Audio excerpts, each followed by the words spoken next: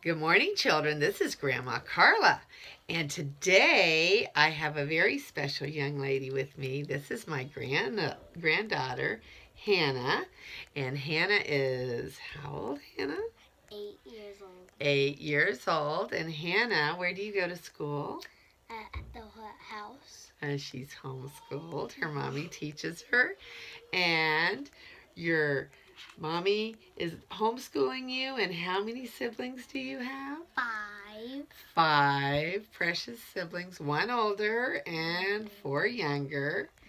And Daddy is a preacher, isn't he? So they're a beautiful family. I'm very blessed to have her as my granddaughter. And we are going to read today out of Stuart Little, and we're going to read Ames Crossing. In the loveliest town of all, where the houses were white and high, and the elm trees were green and higher than the houses, where the front yards were wide and pleasant, and the backyards were bushy and worth finding out about, where the streets sloped down to the stream, and the stream flowed quietly under the bridge, where the lawns ended in orchards, and the orchards ended in fields, and the fields ended in pastures, and the pastures climbed the hill and disappeared over the top toward the wonderful wide sky, and the loveliest town of all the towns Stuart stopped to get a drink of sarsaparilla. Good. Parking his car in front of the general store, he stepped out, and the sun felt so good that he sat down on the porch for a few moments to enjoy the feeling of being in a new place on a fine day. This was the most peaceful and beautiful spot he had found in all of his travels. It seemed to him a place that he would gladly spend the rest of his life. If it weren't for that, he might get homesick, and for the sights of New York, and for his family, Mr. and Mrs. Frederick C. Little and George, and if it weren't for the fact that something deep inside made him want to find Carla. After a while, the storekeeper came out to smoke a cigarette, and he joined Stuart on the front steps. Okay, there's a good picture of the storekeeper taking a smoke on the front steps, and Stuart right there. You see his little car down at the bottom of the steps. He started to offer Stuart a cigarette, but when he noticed how small he was, he changed his mind. "Have you any sarsaparilla in your store?" asked Stuart. "I've got a ruinous thirst." "Certainly," said the storekeeper. "Gallons of it. Sarsaparilla, root beer, birch beer, ginger ale, moxie, lemon soda, Coca-Cola, Pepsi-Cola, Dipsy-Cola, Pepsi-Cola, Popsy-Cola, and raspberry cream tonic. Anything you want." "Let me have a bottle of sarsaparilla, please. Sarsaparilla, please," said Stuart, "and a paper cup." The storekeeper went back into the store and returned with the drink. He opened the bottle, poured it out into the cup, and set the cup down on the step below Stuart, who whipped off his cap, lay down on his stomach, and dipped some of the cool, refreshing drink, using his cap as a dipper. "That's very refreshing," remarked Stuart. "There's nothing like a long, cool drink in the heat of the day when you're traveling." "Are you going far?" asked the storekeeper. "Perhaps very far," replied Stuart. "I'm looking for a bird named Margallo. You haven't sighted her, have you?" "I can't say I have," said the storekeeper. "What does she look like?"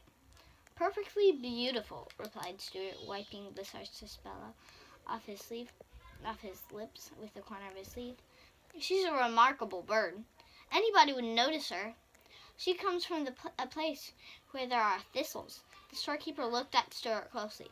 "How tall are you?" he asked. "You mean my stocking feet?" asked Stuart. "Yes." 2 inches, nothing and a quarter," answered Stuart. "I haven't been measured recently, however. I might have shot up a bit. "You know," said the storekeeper thoughtfully, "there's someone in this town who you really ought to meet." "Who's that?" asked Stuart, yawning. "Harriet Ames," said the storekeeper. "She's just your size. Maybe a trifle shorter, if anything." Okay, so there's the picture of Stuart on the steps getting some sarsaparilla.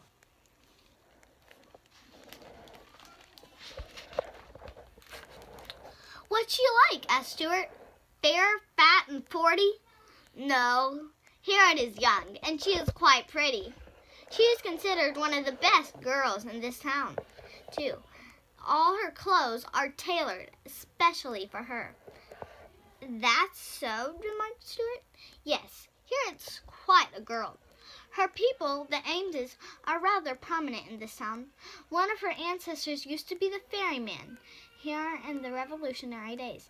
He would carry anybody across the stream. He didn't care whether they were British soldiers or American soldiers, as long as they paid their fare. I guess he did pretty well. Anyway, the Ameses have always had plenty of money. They live in a big house with a lot of servants. I know Harriet would be very much interested to meet you."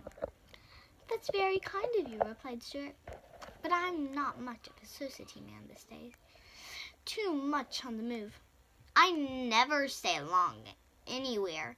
I blow into the town and blow right out again. Here today, gone tomorrow. A will-o'-the-wisp. The highways and byways are where you'll find me, always looking for Margalla. Sometimes I feel that I'm quite near her, and that she's just around the turn of the road. Other times I feel that I'll never find her again, and never hear her voice again. Which reminds me, it's time I was on my way." Stuart paid for his drink and said goodbye to the storekeeper and drove off, but Ames Crossing seemed like the finest town he had ever known, and before he reached the end of the main street, he swerved a sharp left, turned off onto a dirt road, and drove down to a quiet spot on the bank of a river. That afternoon, he swam and lay back on the mossy bank, his hands crossed under his head, his thoughts returning to the conversation he had had with the storekeeper. "Harriet Ames," he murmured. Evening came, and Stuart still lingered by the stream. He ate a light supper of a cheese sandwich and a drink of water, and slept that night in the warm grass with the sound of the stream in his ears. Very nice. So there's Stuart beside the beautiful stream at the edge of this beautiful town.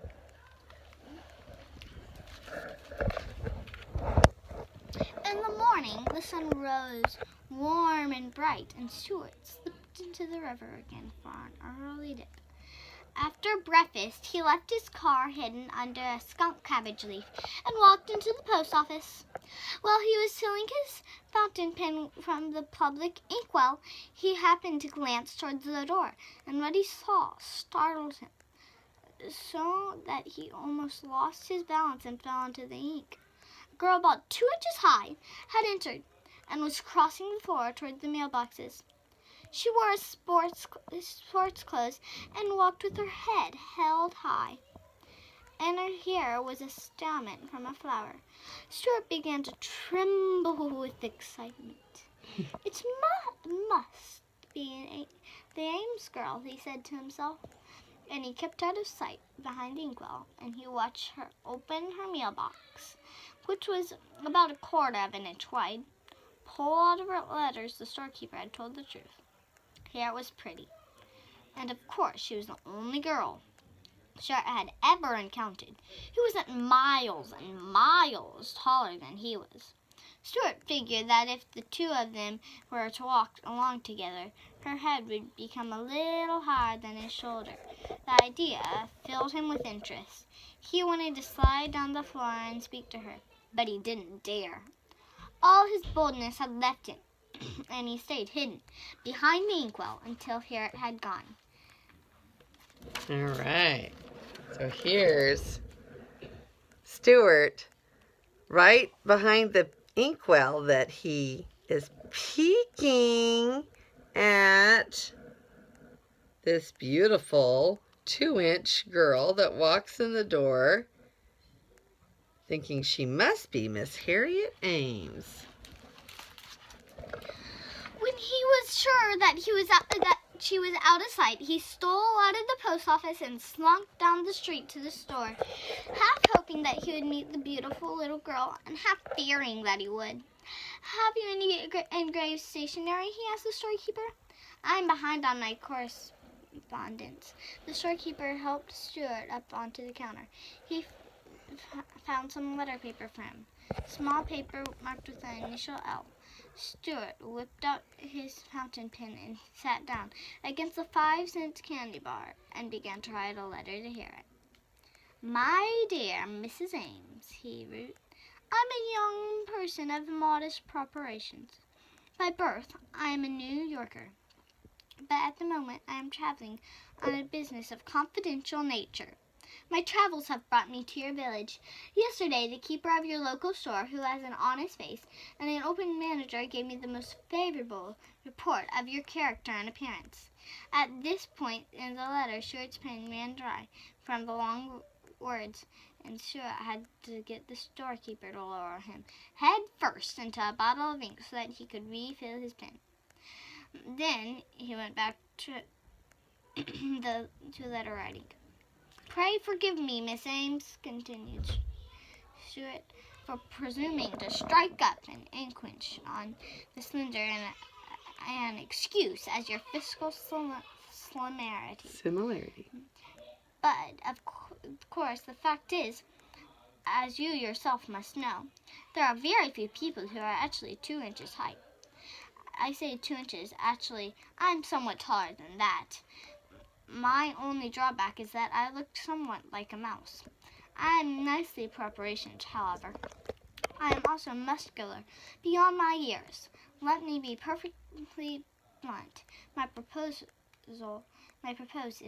in writing is a brief note is to suggest that we meet.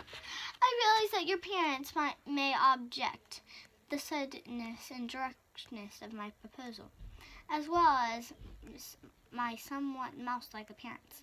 So I think probably it might be a good idea if you just don't mention the matter to them. What they don't know won't hurt them. However, you probably understand more about dealing with your father and mother than I do, so I won't attempt in instructing you, but will leave everything to your good judgment. Being an outdoors person, I am camped by the river of an attractive spot on the foot of Tracy's Lane. Would you care to go out for a paddle with me in my canoe? How about tomorrow afternoon, toward sundown, when the petty annoyance of the day are behind us, and the river seems to flow more quietly, and the long shadows of the willows? These tranquil spring's evenings are designed by a special architects for the enjoyment of a boatman. I love the water, dear Miss Ames, and my canoe is like an old and trusted friend. Stuart forgot, in the excitement of writing to Harriet, that he did not own a canoe. If you wish to accept my invitation, be at the river tomorrow about 5 o'clock. I shall wait for your arrival with all the eagerness I can muster. And now I must close this immense letter and catch up with my affairs. Yours truly, Stuart Little. Okay, so here's a picture of Stuart writing his letter to Harriet Ames. And there's a picture of the storekeeper dipping him back down into an inkwell to get some more ink by the tail. Oh my goodness. After Stuart had sealed his letter in an envelope, he turned to the storekeeper. "Where can I get hold of a canoe?" he asked. "Right here," replied the storekeeper. He walked over to his souvenir counter and took a little bitch bark canoe with the words "Summer Memories" stamped on the side. Stuart examined it closely. "Does she leak?" asked Stuart. "It's a nice canoe," replied the storekeeper, bending it gently back to shape with his fingers. "It will cost you 75 cents plus a penny tax." Stuart took out his money and paid the man. Then he looked inside the canoe and noticed there were no paddles. "What about paddles?" he said, making his voice sound businesslike. The storekeeper hunted around among the souvenirs, but he couldn't seem to find any paddles. So he went over to the ice cream counter and came back with 2 little cardboard spoons, the kind you use for eating ice cream on picnics. "These will work all right as paddles," he said. Stuart took the spoons, but he was disgusted with the looks of them. "They may work out all right," said Stuart, "but I would hate to meet an American Indian while I had one of these things in my hand." The storekeeper carried the canoe and paddles out to the front of the store and held them down on the street. He wondered what this tiny boatman would do next, but Stuart never hesitated. Taking a piece of thread from his pocket, he lashed the paddles onto the thwarts, swung the canoe lightly upon his head, and walked off with it as calmly as though he were a Canadian